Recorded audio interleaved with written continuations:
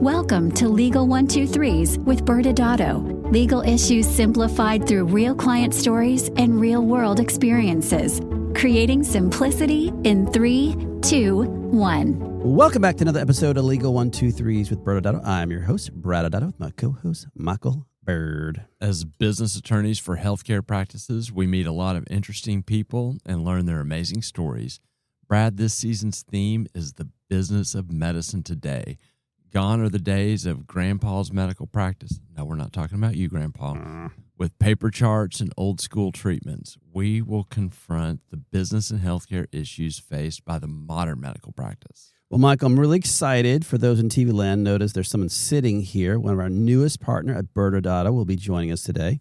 Me too, Brad. I've gotten to be her mentor, so I'm extra proud of her. And I did notice, Brad, that you were not the mentor to either of our two new partners. And I'm not saying there's a connection here, but I'm not saying it either.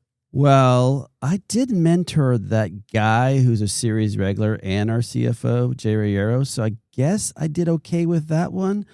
But let's switch off mentor talk for a second, and I want to get back into mascot talk again. I'll get to that in a minute, but let's be clear. Jay mentored you even when you were supposedly his mentor. This is true, audience. Yes. This is true. So did you just say mascot talk again? I feel like you're doing it just to poke at me now. You actually are doing it more than movie talk now. So what I'm hearing now is you want more movie talk? At this point, I might. I can't believe I'm saying that out loud, but I know I can't stop you. So, and I know you don't really care about retaining listeners anyway. So go do your little mascot thing again. All right, Michael, quick question. Have you ever dreamed about being a mascot? I mean, I might have had a nightmare about it, but I don't think a dream in the sense you're talking about it. I lack both the interest and the ability to ever think about being a mascot. I mean, I think you'd be a great mascot. I mean, you have this very serious face. You could be the silent, judgy lion, and you're standing around all day as a lawyer, so you'd be perfect mascot. Well, that judgment kind of vibe you're getting is just me judging you for your mascot talk, but I don't think mascots just stand around, Brad. I think they do, flips and dunks and stunts and stuff like that. Yeah, which brings us to today's little story. Denver's beloved mascot, Rocky the Mountain Lion, Hall of Fame mascot, mind you, just traded his pom-poms in for subpoenas. The guy inside the Rocky costume, who also inherited the job from his dad, so I guess it's a family tradition in that family to be mascots, but after years of acrobats, he needed a hip replacement. And instead of cheering him on, the Nuggets allegedly showed him the door. You said subpoenas. So is he suing the team, Brad? Oh, yeah. Hostile work environment, disability discrimination, the whole legal buffet of things that you can put in your lawsuit. And get this, while he was recovering from surgery, they actually held tryouts to replace him. It's pretty cold. They said, thanks for the flips, but flip out of here. Well, I guess it sounds like the whole family loyalty thing does have limits. Yeah, and so now he's hoping to take justice to the court, which makes me wonder, Michael, if you were a mascot, would your name be like the Legal Eagle or maybe Birdman? I don't know, like maybe the Typing Tornado. I don't know. All right, well, no matter what your name you select, I think when we take a step back and if you were going to be a mascot, you'd probably be the first one ever to say, what's the employee handbook look like before you do any cartwheels? And after hearing Rocky's story, I think we might need to better understand employee handbooks in general. What do you think, Michael? I think you're trying really hard to land the plane to get to today's topic. But I will bring on our guest today, our newest partner. Grace Lee is joining us. So a little stats about Grace. She is a partner at ByrdAdatto. She went to undergrad at University of Oklahoma, and I have not held that against her. She has a BBA from there. She went to law school at SMU. Before law school, she actually had a career in finance at a Fortune 500 investment bank. Honors that she's received already are she's been selected to Best Lawyers Ones to Watch in Healthcare. She's been selected to the Texas Rising Stars list by Thomson Reuters. and the D Magazine's Best Lawyers Under 40 list. Grace is a member of the Dallas Bar Association Health Law Section, the Dallas Association of Young Lawyers Animal Welfare Committee, the Dallas Asian American Bar Association, and outside of work, Grace loves traveling and creating memories with friends and family. Grace, thank you for being here. Thanks for inviting me. Well, Grace, we're going to hit you with a very important question right up front. Have you ever had an interest of being a mascot? I'm going to have to say no on that one. No interest at all. Okay. I mean, I wish I could, but Yeah. oh God, the acrobats? No, not for you. Not something that people dream of, except Brad, apparently. All right, well, let's get into it. I guess for starters, I'd love just for you to introduce yourself a little more to the audience. Anything I didn't cover on your bio, and yeah, love to hear from you. Yeah, well, thanks for having me. So I mean, yeah, I'm Grace. I think honestly, like since that bio was written, a lot has changed. The biggest one being that I am a mother now to a 14-month-old. I mean, cutest thing, honestly, outside of work, it's just me trying to navigate motherhood, I think. So really, that's all my life has been. It's hard, but I'm loving it. That's awesome. Awesome. Well, Grace, this season our theme is the business of medicine today, and one of the hot topics in the business of medicine happens to center around employees, and there's always a risk reward with having employees. And in general, talk about what it is. We said it earlier, but what is an employee handbook? An employee handbook. It's really just like a set of policies, like guidelines, right? It helps set expectations for both the employee and employer on how to like operate the workplace. So it's when you say that, is it a whole bunch of documents put together, or is it one document itself? It's usually one large document with a bunch of policies in it. Of course, you can have like supplements to it, amendments to it as time goes on. Like you do want to go back to the employee handbook, make sure that everything in there, the policies are still compliant with laws and stuff. And so when you do make changes to be compliant with new laws, and yeah, it would be like a separate agreement, not agreement, but a separate like supplement. But usually it's one large like PDF.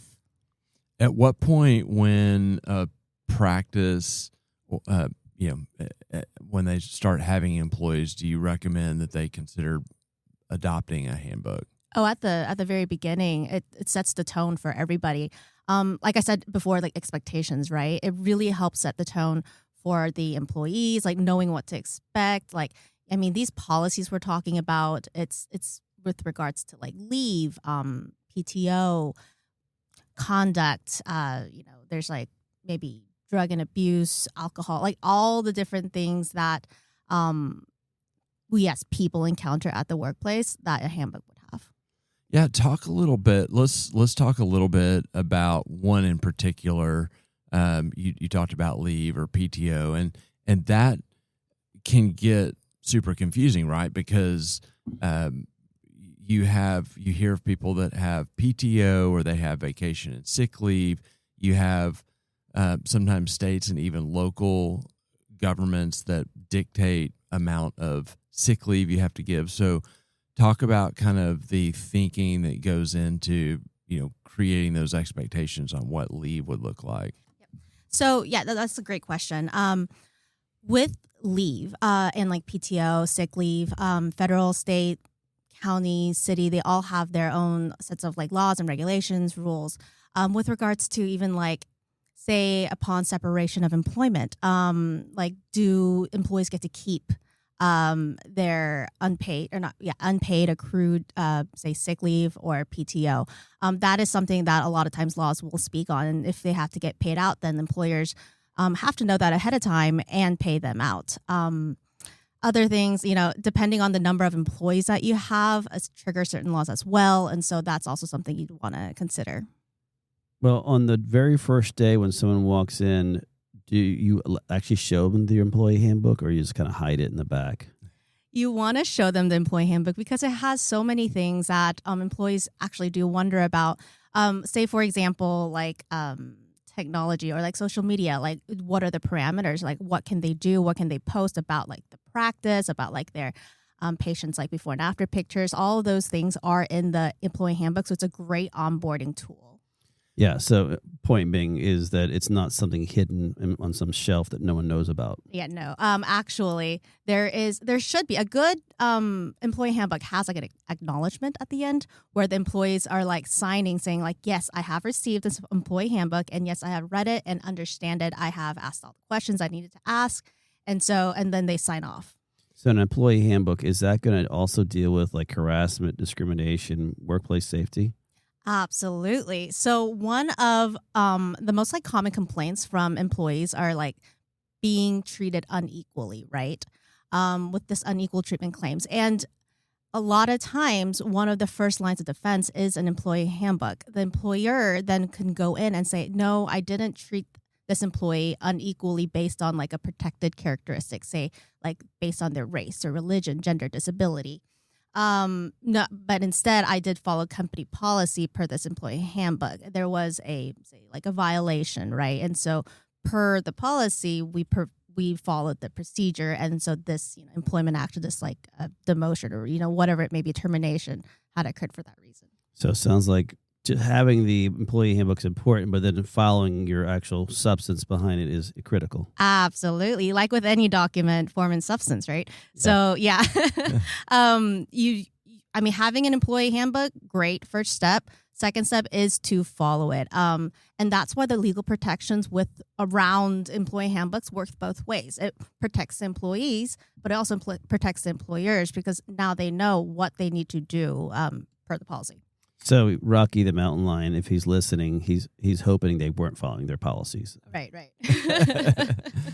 And one of the other things, just to kind of paint for our audience the level of kind of robust thought that goes into these, is you also will have policies about use of technology, whether it's the bring your own device type thing and personal use, and so. I think the overall theme I'm picking up from you is that there, on one hand, is an alignment concept of getting everybody on the same page as to what expectations are. Yes, absolutely. And then the other side of it is the protective nature, which you mentioned just a moment ago. So, one of the common questions we receive, and you probably receive them more than Brad and I do, is, what legal protection does a handbook offer for a medical practice? Yes, so it's those 2 points, right? First of all, being that the policy is drafted in a way that is compliant with whatever applicable laws that you're subject to. That's the first one. The second one is following through and actually applying it as it's written. And so a lot of our clients, I'll use some sort of workplace allegation like harassment. A lot of our practices are small, right? So you may have the owner of the practice also be, the doctor and also be the president. And you also, like any business, can have drama. And so talk a little bit about how it's protective for the employer in the sense that, if you have someone that makes a claim of harassment, by having a process that you'll go through in the handbook, how does that protect the employer to do that? There's a big like a preemptive piece to this as well, because when having a policy, the policy will first define, tell the employees what harassment is, what the harassment looks like, and they'll describe it, right? So the nature of harassment, the employees will read that, be like, okay, so this is what is considered harassment at this workplace. That's the first step, right? And then what happens is that throughout the policy, it explains if someone feels harassed, how do they report? Who do they report to? If the harasser is their manager, then in that case, who do they report to? So they have a clear procedures in place with regards to the reporting. And then after that, towards the end of the policy in this handbook, they usually have this is what an investigation looks like. And upon the investigation, this is what the results, and this is what you should be expecting to happen. And so then kind of taking it a step further, another example, you talked about, what do we do with, PTO and when someone leaves. And so let's pretend where you had mentioned some states or laws will require you to pay for unused PTO. But let's say, for example, we're in a state that doesn't, or a city that doesn't have that type of requirement. And you have a terminated employee that comes back and says, I haven't taken vacation in 2 years. I want to be paid, for my unused PTO. Talk about the protection that handbook can provide if you have that policy clearly in there. Oh, yes, because that's an expectation, right? That's the employee.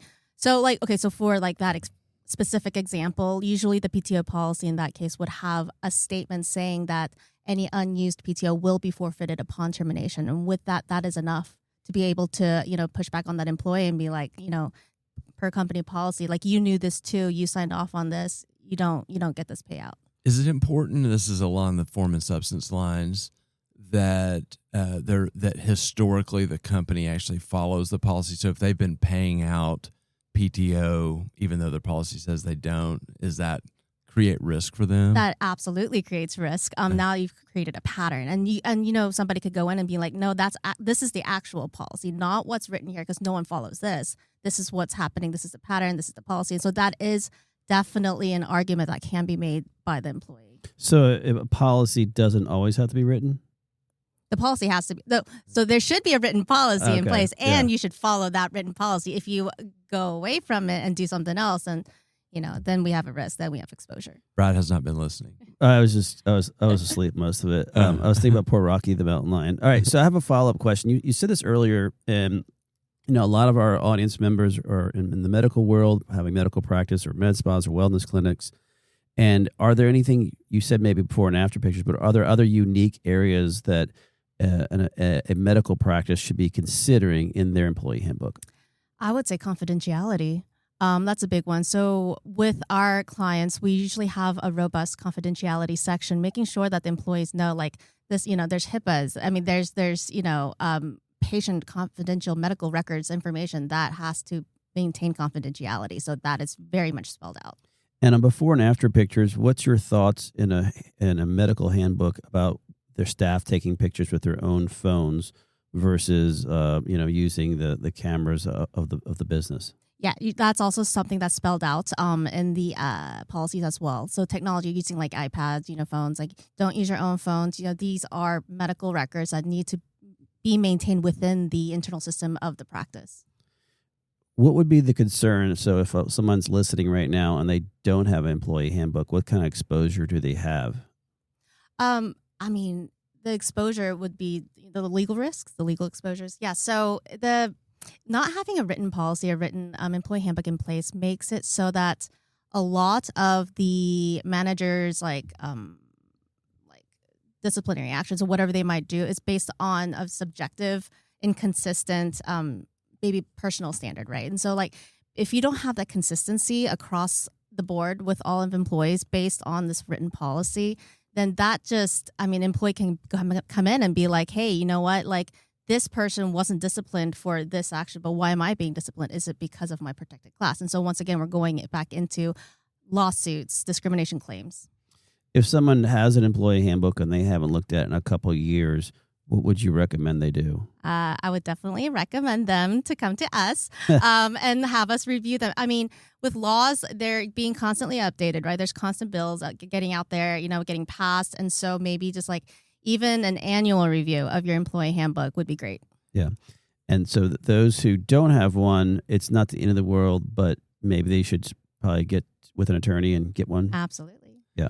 And I would even add to your point, like a trigger point is if they scale and they go to a different state or even to a different city, that should be on their list of, what updates to the handbook do they need to make? Yes, absolutely. Because a lot of times where the employee resides, so if they're, like remote employees, right, you want to follow the labor and employment laws in where they live.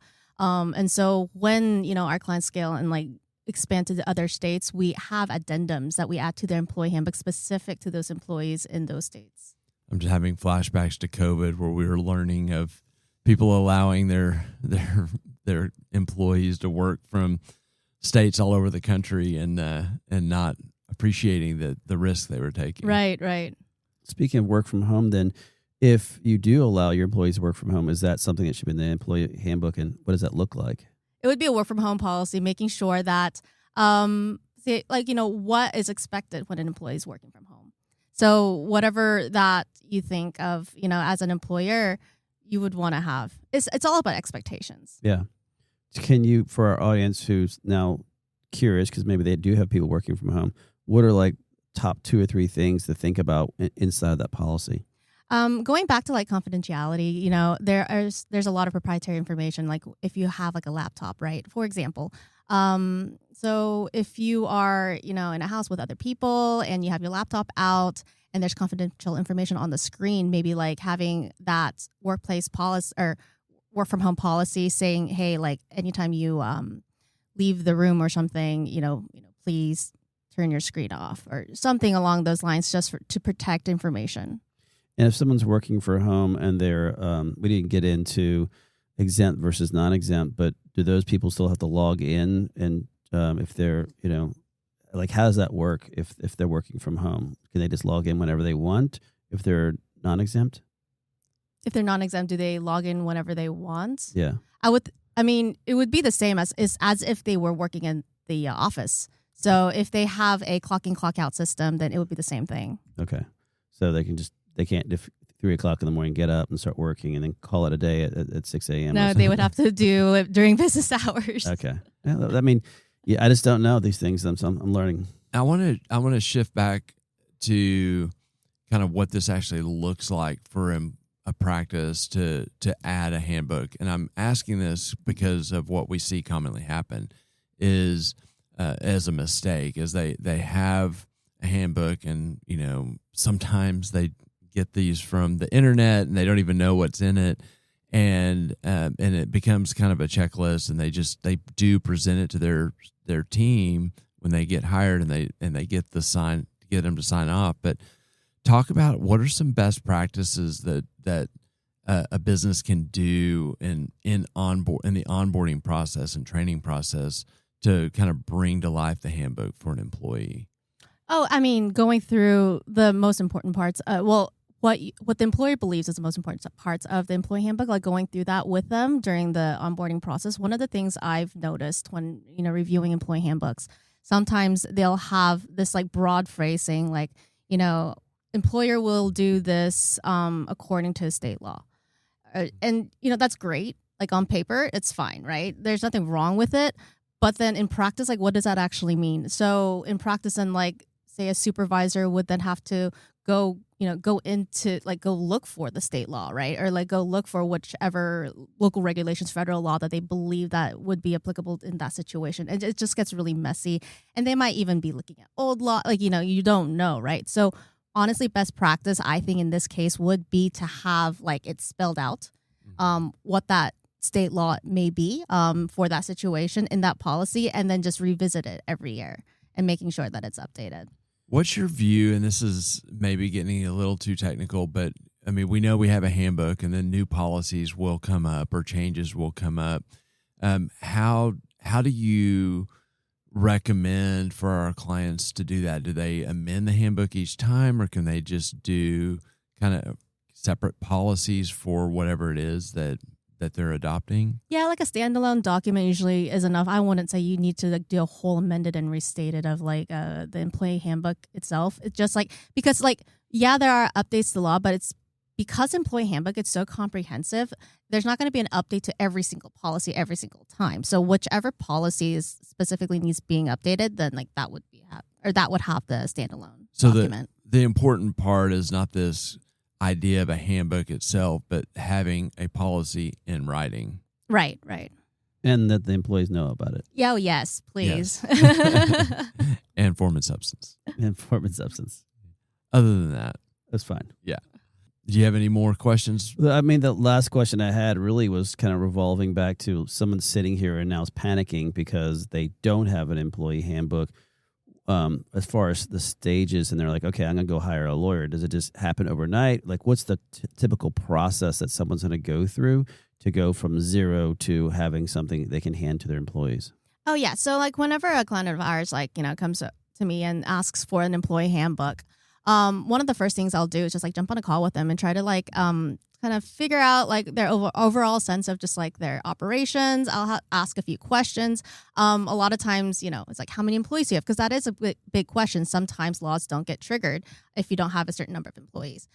So I'll usually just have like a list of questions to ask them and then start there. And then I'll kind of provide them with like an initial draft. And then it's a lot of back and forth. It's a lot of communications because like a lot of times it's like, hey, here's a proposed policy. What do you think? And they'll be like, oh, well, that's not how we actually operate. And then we'll have that conversation. We'll make the adjustments. And it takes a little bit, but it's definitely worth it. Which is key, is what you just hit, which is like, to Michael's point earlier, if you just download something off the internet and that's truly not how you operate, you're actually probably handcuffing yourself or making it worse because now you have a policy that you're not following. Exactly.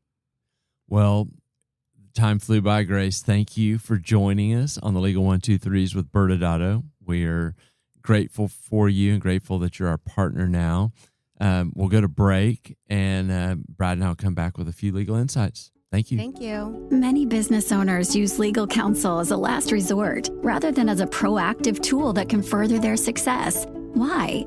For most, it's the fear of unknown legal costs. ByrdAdatto's Access Plus program makes it possible for you to get the ongoing legal assistance you need for one predictable monthly fee. That gives you unlimited phone and email access to the legal team, so you can receive feedback on legal concerns as they arise. Access Plus, a smarter, simpler way to access legal services. Find out more. Visit ByrdAdatto.com today. Welcome back to Legal 123s with ByrdAdatto. I'm your host, ByrdAdatto, with my co-host, Michael Byrd. Now, Michael and audience members, this season, the theme is the practice of medicine today. We just had an amazing conversation with our newest partner, Grace Lee, about employee handbooks. And I learned a lot today, Michael. I didn't even know that they existed before today. That's the least surprising thing you said today. I think that if there's one takeaway from it is there's a couple things. Well, not just one takeaway, but one big idea is that they're important. Yes, we got that, and that they both minimize the likelihood of you having employee conflict because of the alignment you create by setting boundaries and expectations, and they're protective in the case that you ever do have an issue. But the kind of counterbalance to that is that they have to be intentional. Yeah. They have to. There's a lot. It's a collaborative process. I heard that come from Grace when she was talking about building it out, and it's not as simple as printing something from the internet. You even said that actually could make things worse, which is true. You just print something that's not actually your policy, and you're setting yourself up for failure. And so the commitment to get this protection is that investment in the process to build the process, the collaborative nature of really thinking through each of the items that your attorney would guide you through to make sure that you have those things in place. Yeah, and it's the point, and this is where you're going, is understanding your vision is important. Understanding how you do things is important. And then the last thing is what do you have to do based on your state law? So those three things come together in a really good, and I think it's to your point, is having those conversations with your attorney to make sure they're giving you the right employee handbook or collection of policies and procedures that you're putting together so that you, as an owner and practice owner, knows what's going on and your employees know. So you're actually just setting those expectations for everyone now. But believe it or not, Michael, we are out of time. So we are back again next Wednesday when we continue to understand the practice of medicine today. We're going to discuss an interesting area that's happening right now is the friction that's happening with independent nurse practitioners and states with strong corporate practice of medicine laws. Thanks again for joining us today. And remember, if you like this episode, please subscribe, make sure to give us a 5-star rating, and share with your friends. You can also sign up for the ByrdAdatto newsletter by going to our website at ByrdAdatto.com. ByrdAdatto is providing this podcast as a public service. This podcast is for educational purposes only. This podcast does not constitute legal advice, nor does it establish an attorney-client relationship. Reference to any specific product or entity does not constitute an endorsement or recommendation by ByrdAdatto. The views expressed by guests are their own, and their appearance on the program does not imply an endorsement of them or any entity they represent. Please consult with an attorney on your legal issues.